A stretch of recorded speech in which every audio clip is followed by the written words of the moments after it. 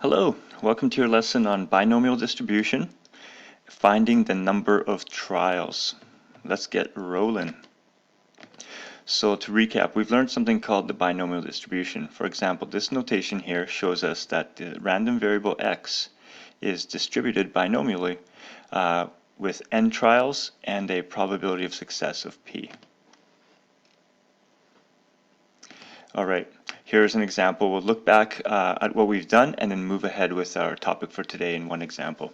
So we have Joe, who is interested in monitoring his bedtime for a 5-day period. The probability that Joe goes to bed before 7:30 is 40%.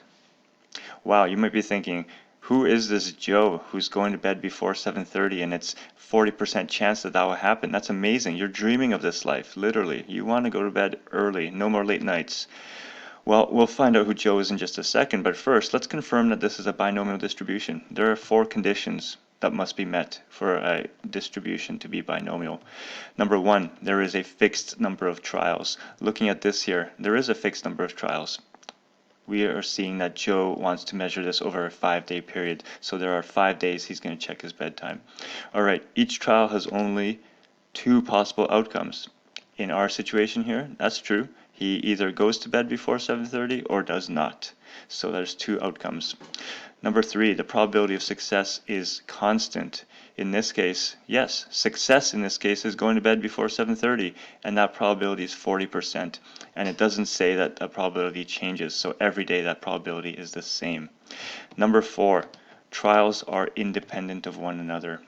So if he goes to bed at 7:30 one day on a Monday, let's say, the next day, whether he goes to bed 7:30 or not is independent of what happened on Monday. Monday's outcome has no influence on Tuesday's outcome, and that means, again, the probability will remain constant. Great, so this is a binomial distribution. That means we can use what we've learned about binomial distribution to solve this problem. So we can represent it first like this. This random variable x, which represents the number of times he goes to bed before 7:30 in the 5-day span, is binomially distributed with a number of trials of 5 and a probability of success of 0.4, or 40%. All right, so who's Joe? Well, this is Joe. You were wondering who this person was who can get to bed so early. Well, it's this baby. Babies need their sleep. Well, so do you, but babies get their sleep. That's the difference. All right, let's do some problems. Number 1, find the probability that he goes to bed before 7:30 on 3 of the 5 days. Okay, before 7:30 on 3 of the 5 days. So we know from binomial distribution, this means we are looking for when is the random variable equal to 3. Okay, so we know if we drew a tree diagram to represent these 5 trials, there would be several paths that lead to a situation where in the end he goes to bed before 7:30 on 3 of 5 days. How many paths? Well, that number of paths can be calculated with a combination, right? So 5 trials, we want 3 successes. This combination will tell us how many paths lead to 3 days of going to bed before 7:30. And then, if you remember from binomial distribution, we then multiply by the probability of success. So we have 3 successes. Imagine you're following a tree diagram path. 0.4 times 0.4 times 0.4, 3 successes, and 2 failures, 0.6 times 0.6. So this many paths, and each path has this exact probability calculation, and therefore that works out to this. Of course, we know that we don't always have to calculate this like this. It's important that we know how to set that up, but we can use our calculator shortcuts to do that for us. Don't forget, we can do second distribution here, right here, and then we scroll to binomial PDF. In this case, when we need just x equaling a single value, we go to binomial PDF, enter, and we can enter number of trials, the probability of success, 0.4, and finally the x value we're looking for here is 3. Paste that, enter, enter, and we get the same value here. So we have a function on the calculator that helps shortcut this step here. Okay, great. That's what we've done before. Let's look at another question. Find the probability that he goes to bed before 7:30 on, at most, 3 of the 5 days. What would this look like as our probability statement to begin? Well, at most 3 of 5 days means 3 days or less, right? So 3 days or less. So this means we're looking for when the random variable is 3 or less than or equal to 3. What that means is we are looking for a probability of x being 0, 1, 2, or 3, right? So we could follow this process 4 times. We could run this probability 4 times and add those up, and we'll have the probability of this happening.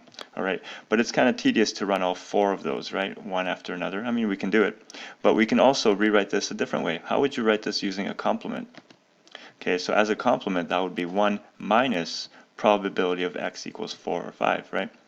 Because if you do 1 minus those, you're left with these. And there's fewer here to calculate. So we can find the probability of x equals 4, probability of x equals 5, add them up, and we should have a probability that answers this question. But again, and those ones are here. Here's probability of x equals 4, and here's 5. Hopefully that matches what you came up with. Subtract those, and we get this probability that he goes to bed before 7:30, at most 3 of the 5 days. Okay, but there's even a simpler way, which we also saw. We don't have to do these pieces here. We can run a binomial CDF on our calculator. And as you may remember, which I'll show you now, we can do, again, second distribution binomial CDF this time. The C means cumulative, and then we're going to put in 5 trials, p-value is 0.4, and then an x value of 3. Now this is exactly what I entered earlier for this one, but now we're running a CDF. So CDF, basically, when you put a value in here, it calculates the probability for 3, 2, 1, 0 for everything at the number you give and below, and it adds them up. And that's exactly what we need to do here. So enter and enter, and notice that number 0.91296 matches what we have here. Great, so that's kind of a recap of what we've seen. Let's take a step forward now, and the step we're going to take is a little tricky, so let's concentrate carefully on this one. So the next question I have for you is this one here. Calculate the number of consecutive days that must go by if his probability of going to bed at 7:30 at least once must exceed 98%. So think about that. It says how many days must go by. So it's no longer saying that we have the 5 days like we did previously. Now we have an unknown number of days that you're going to run this this experiment, or you have an unknown number of trials. So our binomial distribution is like this now. We have an unknown number of trials. We still know there's a 0.4 chance he goes to bed before 7:30. But we're trying to find these number of trials.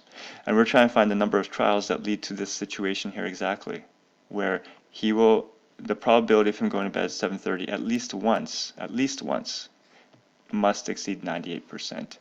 Okay, what does at least once mean? At least once means the variable must be greater than or equal to 1. So we're looking for, basically, he's going to bed at 7:30 once or twice or 3 times or more, but what's the only situation we don't want to happen? Well, that is that he goes to bed zero times before 7:30. So when we write this probability, we are told that it must be 98. So I'm going to set it equal to 98. And this probability, again, is every possibility except for the possibility where x equals 0. So we can rewrite this like this: 1 minus the probability that x equals 0. And we know 1 minus this probability must be 0.98, because that's what we're told here. So again, make sure you see the logical step forward right here. It's very important that we change it to this form. Now that we have this, because this is the only exception we have. Otherwise, we're just going to subtract the one exception, and it has to then be 98%. Okay, so how do you find this? Well, using our rule of binomial distribution, we have this. We have n trials, some unknown number of trials this time, and we're going to select 0 successes. 0 times he goes to bed before 7:30. And then again, here's him going to bed before 7:30. The probability that occurs 0 times.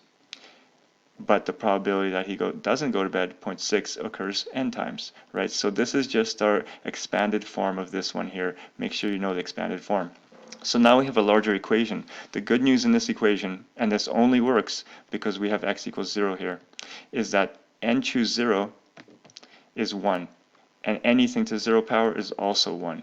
So this approach we're using here is often only used when we have questions that talk about things being like this at least once. So this becomes 1 minus this, simplifies. Now we have an equation here with a variable in there in the exponent. So we have an exponential equation. So you're thinking, I'm going to need to use logs. Well, definitely. Let's rearrange this a little bit more before using logs. So 0.2 equals this. Basically, I move this 0.6n to the right side, and then I move this 0.98 to this side. So 1 minus 0.98 is 0.02. Now we have this equation that can definitely be solved using logs. I'm going to apply a log on each side. We can do that. That allows us to apply the law of logs where you drop the exponent to the front. So here's the n in front now. And that allows us to solve for n by dividing by log of that. This is also, we can also get to this place by using what's called the change of base rule, which we also learned. If you change this to log form without using two logs, and then use a change of base, you'll get to the same place. All right, so we're using logs. Calculate that on your calculator. Let's see what we get.